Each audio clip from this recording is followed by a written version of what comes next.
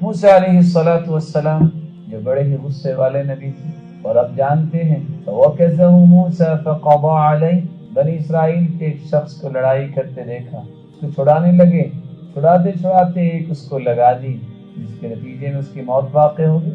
رسول اللہ صلی اللہ علیہ وآلہ وسلم فرماتے ہیں، ابو ہریرہ رضی اللہ تعالیٰ عنہ سے روایت کے راوی ہیں، ان موسیٰ كان رجلا حييا ستيرا لا يرى من جلده شيء۔ موسیٰ علیہ الصلوۃ والسلام بڑے ہی با حیا نبی تھے، اتنی حیا اور وقار تھی، اتنی حیا اور وقار اللہ تعالیٰ نے ان کو نصیب کیا۔ لا يرى من جلده شيء، ان کے جسم کا کوئی حصہ نظر نہیں آتا۔ یہ ایک الگ بات ہے کہ آج امت اسلامیہ اپنے جسم کی نمائش میں ایک سعادت سمجھتی ہے، جبکہ اللہ تعالیٰ کی رحمت سے محرومی کی بات ہے۔ اور اللہ کے نبی موسیٰ علیہ السلام لا يرى من جلده شيء، ان کے جسم کا کوئی حصہ نظر نہیں آتا، استحیاء منہ، حیا کی وجہ سے۔ قوم نے یہ کہا کہ موسیٰ علیہ السلام بیمار ہیں، اس لیے وہ کسی کے سامنے غسل نہیں کرتے۔ اللہ مالک الملک نے اس عیب سے بھی ان کو پاک کرنا تھا۔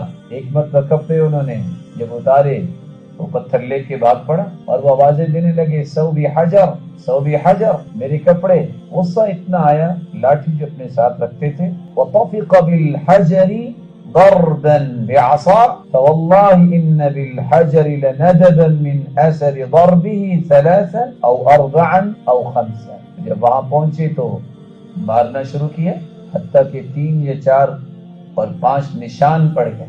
بہجت المجالس میں امام قرطبی رحمہ اللہ تعالی بیان کرتے ہیں، موسیٰ علیہ السلام نے اللہ مالک الملک سے سوال کیا کہ مجھے غصہ بہت آتا ہے، میں اس کا علاج کیا کروں؟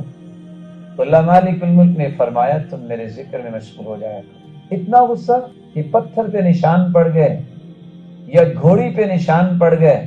اس غصے کو دور کرنے کے لیے اللہ مالک الملک نے علاج جو بتایا وہ یہ ہے کہ اللہ کے ذکر میں انسان مشغول ہو جائے۔ غصہ آئے، لا الہ الا اللہ، لا حول ولا قوة الا باللہ، استغفر اللہ، حسبی اللہ ونعم الوکیل، حسبی اللہ ونعم الوکیل، لا الہ الا انت سبحانک انی کنت من الظالمین۔ اللہ مالک الملک اس شخص کے غصے کو ٹھنڈا کر دے۔